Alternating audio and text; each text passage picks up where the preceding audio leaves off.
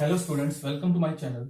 बच्चों, आज हम यूनिट्स एंड मेजरमेंट का लेक्चर नंबर 4 लेके आए हैं और इस लेक्चर में मैं आपको प्लेन एंगल और सॉलिड एंगल के बारे में बताने वाला हूं। इससे पहले लेक्चर नंबर 3 में हमने देखा था कि जो हमारा एसआई सिस्टम होता था उसमें हमारे पास दो सप्लीमेंट्री फिजिकल क्वांटिटीज थी, एक था प्लेन एंगल और एक था सॉलिड एंगल। बच्चों, ये दोनों फिजिकल क्वांटिटीज आपके लिए एकदम नई है और इनका काफी ज्यादा फिजिक्स में यूज होने वाला है, इसलिए हम इनको डिटेल में थोड़ा स्टडी कर लें। सबसे पहले आता है बच्चों प्लेन एंगल। प्लेन एंगल के बारे में आप दो तीन लाइंस लिख लें पहले कि it is a 2D angle, it is denoted by theta. इसका जो यूनिट है बच्चों प्लेन एंगल का वो रेडियन होता है और जो सिंबल होता है वो होता है बच्चों RAD। ये तो बेसिक चीजें हैं प्लेन एंगल के बारे में जो आपको पता होनी चाहिए। अब हम प्लेन एंगल को थोड़ा एनालाइज करें, प्लेन एंगल क्या चीज है। प्लेन एंगल को एनालाइज करने के लिए हमने एक सर्कल लिया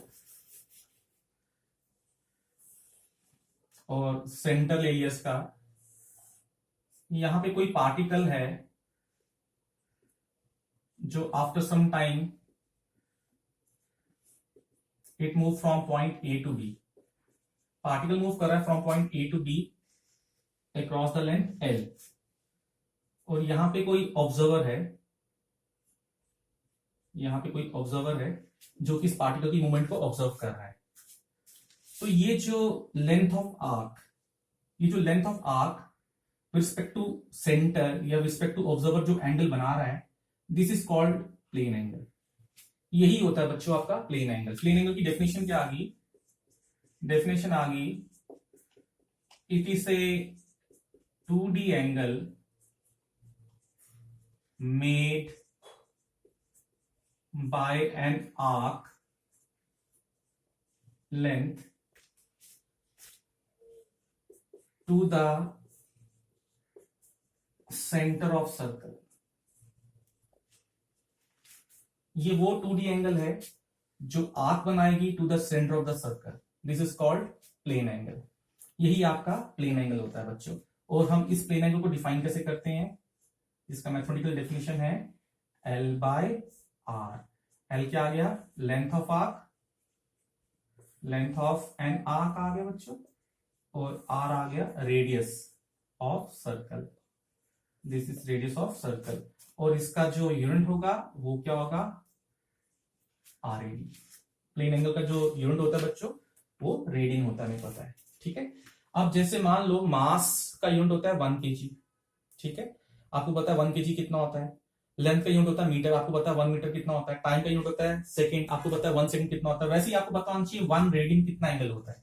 आपको पता होना चाहिए 1 रेडियन कितना एंगल होता है। तो हम डिफाइन कर रहे हैं 1 रेडियन कितना होता है।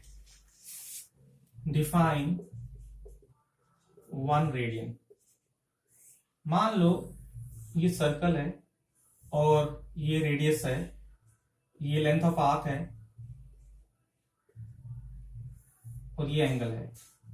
हमें पता है थीटा क्या होता है? L/R। और अगर मान लो लेंथ ऑफ आर्क और रेडियस बराबर हो जाए, अगर ये लेंथ ऑफ आर्क R के बराबर हो जाए, ये लेंथ ऑफ आर्क जो है बच्चों ये R के बराबर हो जाए, उस केस में प्लेन एंगल कितना बनेगा? R/R। ये आ गया 1 रेडियन। तो इसका मतलब एंगल आपका सेंटर पे आर्क के द्वारा बनाया गया 1 रेडियन कब होगा बच्चों? when length of arc equals to the radius of the circle। अगर ये लेंथ ऑफ आर्क और रेडियस ऑफ सर्कल बराबर हो जाए तो ये जो लेंथ ऑफ आर्क सेंटर में जो एंगल बनाएगी that is equals to 1 radian. अगर length of arc twice of radius हो जाए तब कितना एंगल बनेगा? अब तक थीटा होता है L/R और L कितना आ गया? 2R/R। ये कितना आ गया? 2 रेडियन। उस केस में एंगल कितना बनेगा? 2 रेडियन। हमने देखा जैसे जैसे लेंथ ऑफ आर्क बढ़ती जा रही है एंगल आपका बढ़ता जा रहा है। जैसे जैसे लेंथ ऑफ आर्क बढ़ती जा रही है आपका प्लेन एंगल जो कि थीटा है, ये प्लेन एंगल है आपका प्लेन एंगल बच्चों बढ़ता जा रहा है। और मान लो एक हमने स्पेशल केस ले लिया, हमने एक स्पेशल केस बना दिया कि मान लो अगर लेंथ आपकी 2 पाई आर के बराबर आ जाए, 2 पाई आर मतलब सर्कमफ्रेंस ऑफ सर्कल के बराबर आ जाए,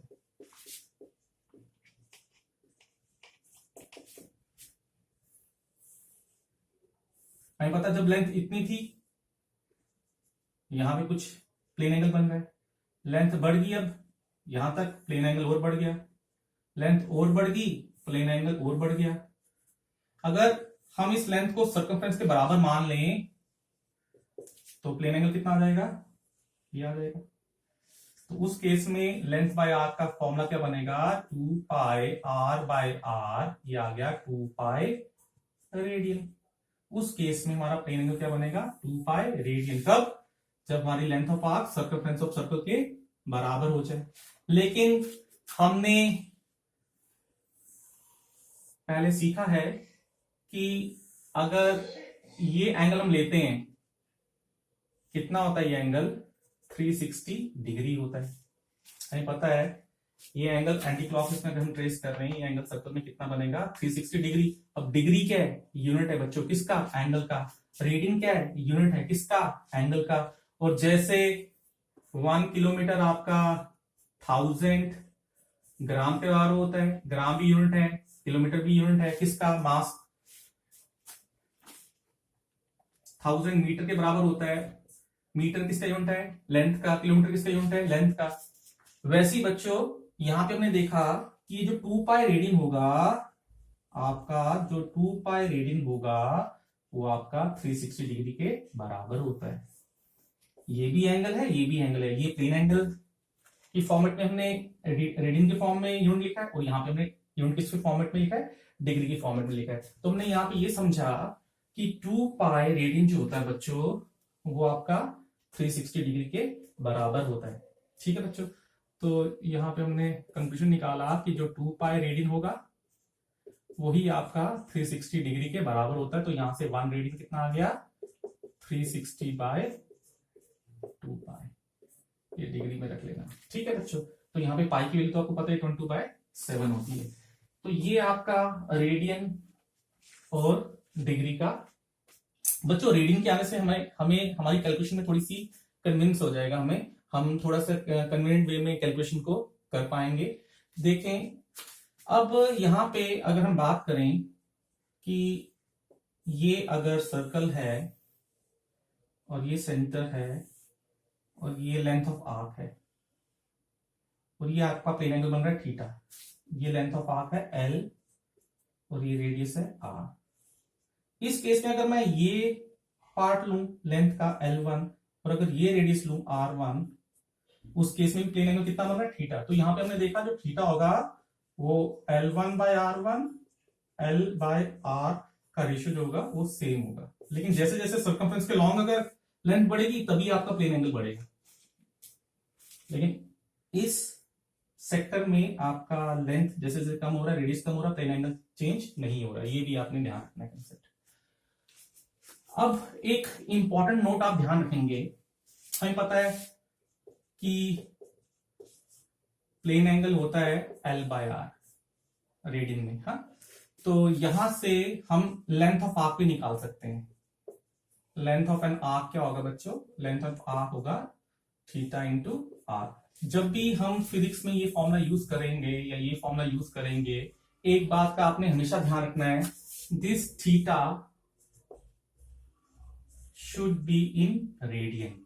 जब भी हम ये फॉर्मूले में डील करेंगे, लेंथ ऑफ आर्क के इस फॉर्मूले में जब भी हम डील करेंगे बच्चों, तो आपने हमेशा ध्यान रखना है ये जो फॉर्मूला होना चाहिए थीटा का, इसमें थीटा जो होना चाहिए that should be in radian. अगर कभी आपको डिग्री में दिया तो पहले आप उसको रेडियन में कन्वर्ट करो। मैंने आपको बताया है 2 पाई रेडियन हमेशा किसके बराबर होता है, 360 डिग्री के बराबर होता है। तो कहने मतलब ये फॉर्मूला आप यूज कर रहे हो, यहाँ पे एंगल अगर आपने डिग्री में दिया तो आपका ये फॉर्मूला गलत हो जाएगा। जैसे मान लो क्वेश्चन है circle of radius 4 centimetre, find the angle या प्लेन एंगल कर लें, find the plane angle made by, find the angle made by an arc of length 2 centimetre at its centre. चलो मैंने यहां पे प्लेन एंगल काट दिया था इसलिए, ताकि मैं आंसर को डिग्री में कर दूं, ठीक है, in degree. A circle of radius 4 cm is given and find the angle made by an arc of length 2 cm at center in degree। तो बच्चों यहाँ पे हमने सर्कल ले लिया और इस सर्कल का हमने रेडियस कितना ले लिया, यहाँ पे 4 सेंटीमीटर है और लेंथ ऑफ आर्क कितनी है 2 सेंटीमीटर। हमें बताना है ये एंगल कितना बनेगा, जो कि प्लेन एंगल, लेकिन हमने डिग्री में बताना है। और हम सोल्यूशन कर रहे हैं, हमें पता है थीटा होता है L/R और थीटा L कितना है, लेंथ ऑफ आर्क 2 है, लेंथ रेडियस कितना है 4 है, ये आ गया 1/2। हमें पता है ये एंगल किस में आएगा, रीडिंग में आएगा। लेकिन हमें एंगल किस में पूछा है बच्चों, डिग्री में पूछा है। तो आप इस फॉर्मूले से, हमें पता है 2 पाई रीडिंग जो होता है बच्चों वो 360 डिग्री होता है, 2 पाई रीडिंग 360 डिग्री होता है। तो इसका मतलब 1 रीडिंग कितना होगा, 1 रीडिंग होगा 360 डिग्री बाय 2 पाई। तो इसका मतलब ये, इसको हमने कन्वर्ट करना डिग्री में, ये आ सकता है 1 रेडियन, हाफ रेडियन लिखते हैं, हाफ इंटू 1 रेडियन, ये आ गया 1/2 इंटू 1 रेडियन, कितना आ गया 360 डिग्री बाय 2 पाई। ये आपका आंसर आ जाएगा। ये आपने एंगल को किस में कन्वर्ट कर दिया, ये आपने आंसर को डिग्री में कन्वर्ट कर दिया। तो बच्चों ये आपका कंसेप्ट था प्लेन एंगल का। मतलब प्लेन एंगल एक 2D एंगल है जो कि एक लेंथ ऑफ आर्क बनाएगी at the centre of the circle. इसका यूनिट आपका रेडियन होता है, ठीक है बच्चों। और 1 रेडियन कितना होगा, जब लेंथ ऑफ आर्क और रेडियस बराबर होगा तब आपका प्लेन एंगल कितना बनेगा, 1 रेडियन। अब हम बात करेंगे सॉलिड एंगल की। अब हमने बात करनी है सॉलिड एंगल की। सॉलिड एंगल एक 3D कंसेप्ट है, एक 3D एंगल है बच्चों। ये इसको थोड़ा हमें विजुलाइज करना पड़ेगा। सॉलिड एंगल एक 3D एंगल है और इसका यूनिट क्या होता है, स्टेडियन होगा। इसका सिंबल क्या होगा सॉलिड एंगल का, इसका सिंबल होगा SR और इसको हम डिनोट किससे करते हैं, ओमेगा से। किससे, ओमेगा। इसको ओमेगा बोलते हैं बच्चों, ग्रीक लेटर है ओमेगा, ठीक है बच्चों। तो ये 3D एंगल है, क्या मतलब है इसका थोड़ा समझना पड़ेगा। देखो मैंने आपको प्लेन एंगल में क्या बताया था, प्लेन एंगल में मैंने क्या लिया था, सर्कल लिया था, ठीक है, जो कि 2D था। अब 3D पे आते हैं। 3D में क्या लेना पड़ेगा, एक स्फीयर लेना पड़ेगा। ये स्फीयर है, ये मान लो इसका सेंटर है और मैंने यहां पे एक स्फीयर है बच्चों, जैसे लाइक ए बॉल। ये आपकी 3D फिगर है, स्फीयर है। वहां पे हमने एंगल किससे बनाया था, लेंथ ऑफ एन आर्क से। यहां पे हम एंगल किससे बना लेंगे, इस सरफेस से, इस सरफेस एरिया से। हमने सरफेस एरिया को कनेक्ट किया यहाँ पे, ये क्या बन गया, कोन बन गया। आपको इमेजिन हो रहा होगा ये क्या बन रहा है, कोन बन रहा है। हम इस कोन को अलग से बना लेते हैं, ये कोन, ये कोन, ये पॉइंट P है, ये इसका सरफेस है S और मान लो ये R है रेडियस, ये सरफेस हमने S लिया, ठीक है बच्चों। ये मैंने इसको कट करके एक अलग से बना लिया। अब सबसे पहले तो हमें डिफाइन करना पड़ेगा ये सॉलिड एंगल होता क्या है। सबसे पहले इसकी डेफिनेशन देख लें। It is A 3D angle made by the surface. It's a 3D angle made by the surface to a point, ये point है P, by joining all border points of surface to the point. आपने ध्यान से समझना है कि ये इस सरफेस के जितने बॉर्डर पॉइंट्स हैं जो कि इसके बॉर्डर पे आ रहे हैं, इस सरफेस पे जितने बॉर्डर पॉइंट्स हैं उन सब पॉइंट्स को आप जब इस पॉइंट से कनेक्ट करेंगे, जो ये एंगल बनेगा, ये जो एंगल बनेगा, ये जो एंगल बन रहा है, इन सब बॉर्डर पॉइंट्स को जब आप इस पॉइंट से कनेक्ट करेंगे, ये जो एंगल बनेगा, ये 3D एंगल बनेगा एक, इसी को हम सॉलिड एंगल कहते हैं बच्चों। यही है आपका solid angle, this is your solid angle, और इसी को हम ओमेगा से नोट करेंगे। दोबारा से समझ लें, ये जो सरफेस आ रहा है आपका, ये जो आपका सरफेस आ रहा है in the form of circle, इस सर्कल के सर्कमफ्रेंस पे जितने पॉइंट्स हैं उन सब पॉइंट्स को मैंने इस पॉइंट से कनेक्ट कर दिया, और तब जो ये एंगल बन रहा है इसको मैं बोल रहा हूं सॉलिड एंगल। अब इसको थोड़ा एनालाइज करने के लिए मैं थोड़ा सा एक फिगर और बना लें। जैसे मान लो ये कोण था और ये सर्कल का सेंटर है, बेस के सर्कल का सेंटर है, ये वर्टेक्स है आपका कोण का, तो यहां से आप एक लाइन बनाएं जो कि सर्कल के सेंटर में जा रही है। यहां पे जो एंगल बनेगा ये एंगल एक डिफरेंट एंगल है, जो कि हमें पता है, इसको क्या कहते हैं, हाफ एंगल ऑफ कोण। ये हाफ एंगल ऑफ कोण, लेकिन यहां पे जो एंगल बन रहा है ये डिफरेंट एंगल है। ये जो एंगल बना, ये जो एंगल बना जो इन पॉइंट्स को ज्वाइन करके बन रहा है, ये जो सर्कमफ्रेंस है इन पॉइंट्स को ज्वाइन करके, इन पॉइंट को किससे ज्वाइन करना है, इस पॉइंट से। तो ये जो आपका एंगल बन रहा है ये आपका सॉलिड एंगल बच्चों, ये आपका सॉलिड एंगल आ रहा है। दोनों में डिफरेंस एंगल में, ये हाफ एंगल ऑफ कोण है, ये आपका सॉलिड एंगल है। अब हम सॉलिड एंगल को डिफाइन कर लें। सॉलिड एंगल क्या होता है,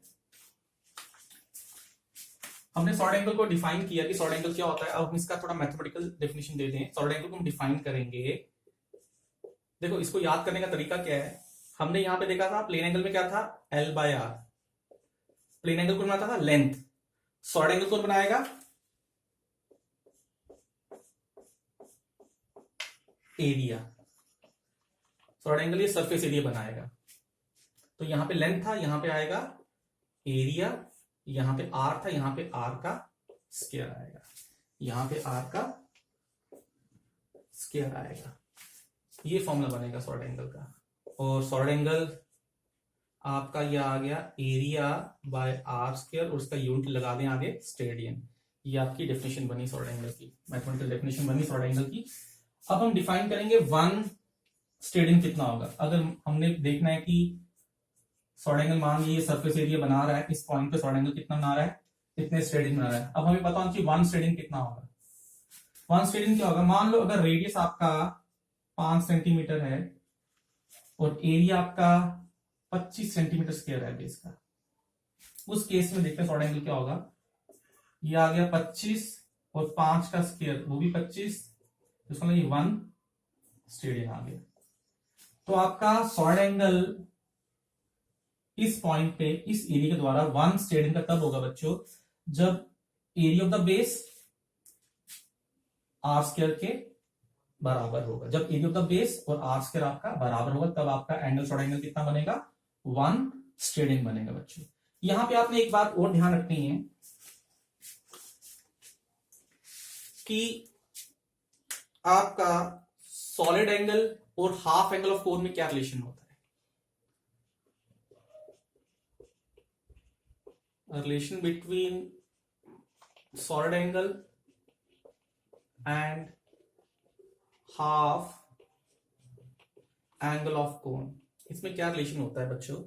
जो सॉलिड एंगल होता है वो होता है 2π1 माइनस कॉस थीटा के बराबर। थीटा क्या है, यहां पे हाफ एंगल है। हाफ एंगल का दूसरा नाम सेमी एंगल भी होता है, सेमी एंगल ऑफ कोण। ठीक है बच्चों, ये रिलेशन होता है सॉलिड एंगल और हाफ एंगल ऑफ कोण के बीच में। तो यहां पे इसके रिलेशन के डेरिवेशन के लिए अलग से एक वीडियो बनाना पड़ेगा, ये आप लर्न कर लें डायरेक्टली, इसको डिराइव करने की जरूरत नहीं है, इसको आप लर्न कर लें।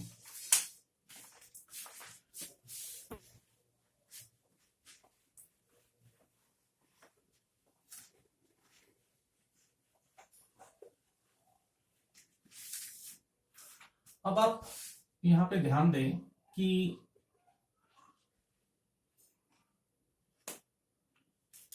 यहां पे आप ध्यान दें कि अगर ये सरफेस है और यहां पे आपका सॉलिड एंगल कितना बन रहा है, ओमेगा बन रहा है, और ये रेडियस r1 है, और ये मान लो सरफेस है, ये सरफेस है a1, तो इस केस में ओमेगा क्या होगा, ओमेगा होगा a1 बाय r1 का स्क्वायर। अगर मैं इस कोण के थोड़ा सा अंदर आ जाऊं और ये वाला सरफेस ले लूं एरिया a2, और इस केस में r2 आ जाएगा। इस केस में भी सॉलिड एंगल कितना बन रहा है, सेम बन रहा है, फॉर्मूला होगा a2 बाय r2 का स्क्वायर। तो बच्चों आपने हमेशा ध्यान रखना है किसी भी कोण में एरिया और रेडियस का जो स्क्वायर होगा, एरिया और रेडियस का जो स्क्वायर होगा वो हमेशा कांस्टेंट होगा। वो कांस्टेंट किसके बराबर होगा, सॉलिड एंगल के बराबर होगा। किसके बराबर होगा, सॉलिड एंगल के बराबर होगा। ठीक है बच्चों, अब एक स्पेशल केस ले लेते हैं।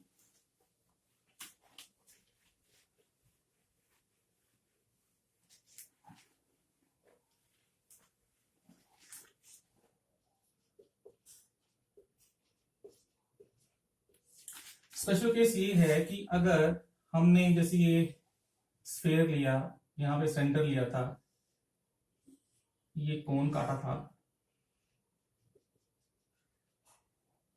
और यहां पे हमने सॉलिड एंगल बनाया था ओमेगा, ये रेडियस था आपका, और ये सरफेस था a1। तो हमने सॉलिड एंगल को कैसे डिफाइन किया था, a1 बाय आर स्क्वायर। ठीक है बच्चों, a1 बाय आर स्क्वायर, ये हमने सॉलिड एंगल को डिफाइन किया था। मान लो इस एरिया को मैं बढ़ा दूं, तो आपको क्या लगता है, सॉलिड एंगल और बढ़ जाएगा। इस एरिया को मैं और बढ़ा दूं, सॉलिड एंगल और बड़ा हो रहा है। तो जैसे जैसे मैं एरिया को बढ़ाता जा रहा हूं, जैसे जैसे इस बॉल के एरिया को मैं बढ़ाता जा रहा हूं, सॉलिड एंगल सेंटर में बढ़ता जा रहा है। लेकिन मैक्सिमम कितना बढ़ा सकता हूं मैं इस एरिया को, जब एरिया आपका 4 पाई आर स्क्वायर हो जाएगा, जो कि क्या है, total surface area of sphere. Total surface area of sphere. उस केस में सॉलिड एंगल कितना बनेगा सेंटर में, उस केस में सॉलिड एंगल कितना बन सकता है सेंटर में, वो होगा 4 पाई आर स्क्वायर, जो कि एरिया होगा पाई आर स्क्वायर। ये डेफिनेशन लगा दी मैंने, तो ये आ गया 4 पाई stadium.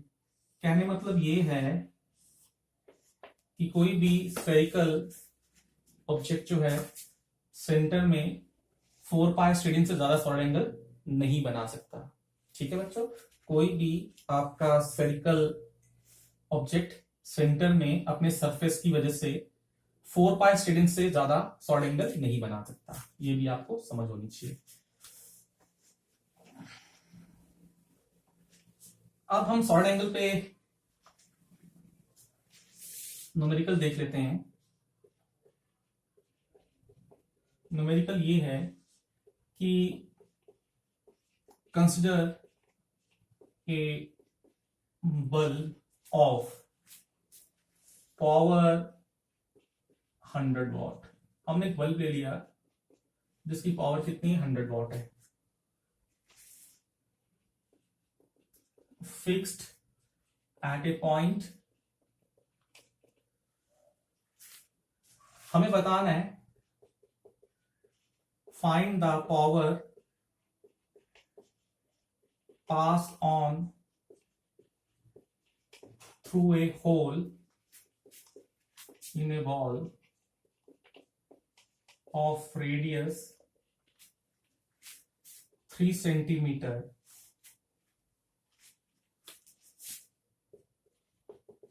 situated 4 centimeter away from bulb. Consider bulb to be a point source. हमने बल्ब को काफी छोटा पॉइंट के बराबर माना, लाइट का सोर्स है ये, ठीक है। ये क्वेश्चन है, जैसे मान लो यहाँ पे आपका बल्ब है और यहाँ पे वॉल है, वॉल में एक होल गिवन है और बल्ब की दूरी कितनी दी है बच्चों? ये सिमेट्रिकल बल्ब मैंने यहाँ पे रखा है, वॉल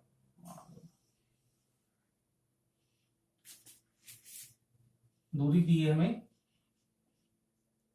4 सेंटीमीटर और इस होल का रेडियस है 3 सेंटीमीटर, ठीक है।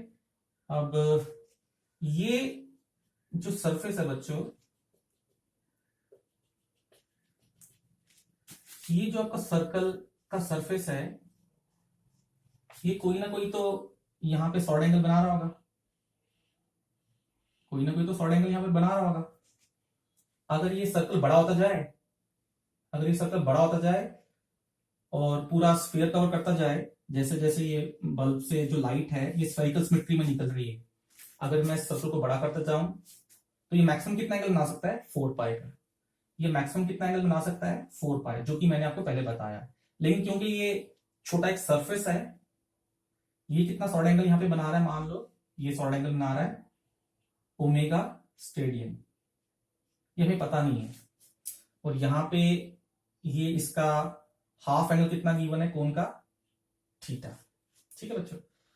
अब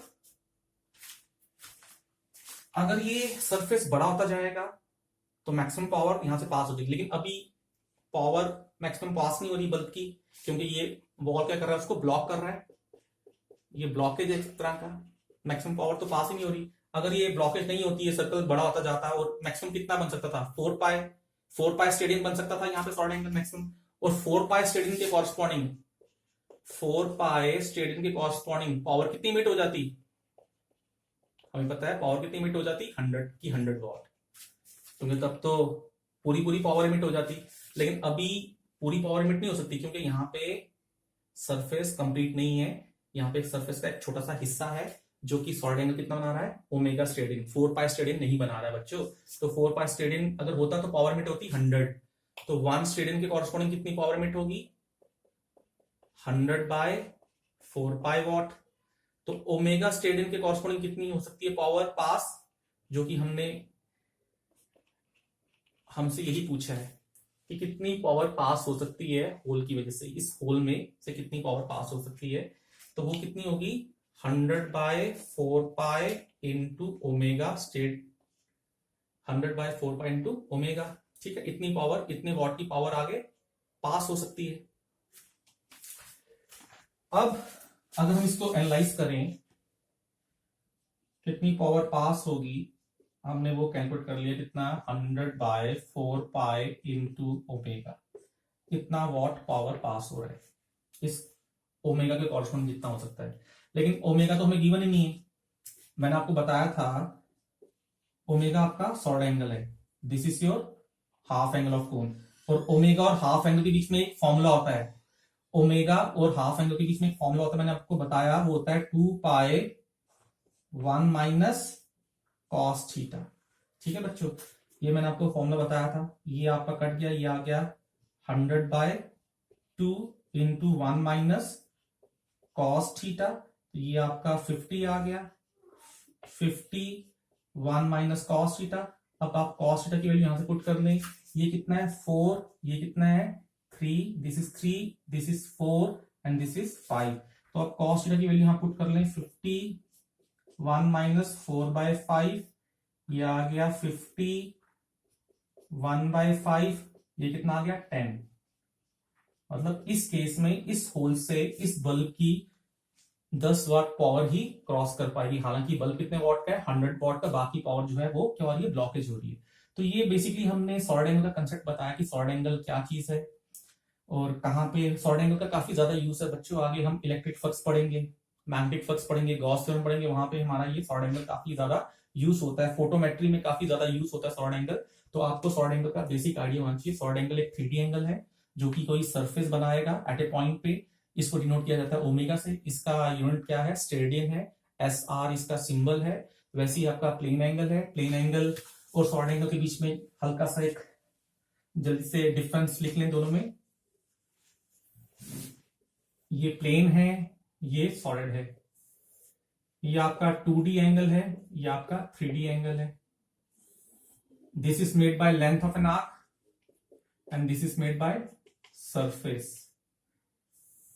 इसका फॉर्मूला क्या था? L/R। इसका फॉर्मूला क्या है? एरिया जो सरफेस सबटेंड कर रहा है, R²। इसका यूनिट क्या है बच्चों? इसका यूनिट है रेडियन और इसका है स्टेरेडियन। ठीक है बच्चों, ये आपका इन शॉर्ट मैंने बताया आपको प्लेन एंगल क्या होता है और सॉर्ड एंगल क्या होता है। बच्चों आपको ये लेक्चर समझ आया होगा। आई होप कि आपको लेक्चर समझ आ गया होगा। इसको थोड़ा ध्यान से समझिए, बहुत ही इंपॉर्टेंट लेक्चर है, आगे काफी ज्यादा यूज होने वाला है। थैंक यू बच्चों।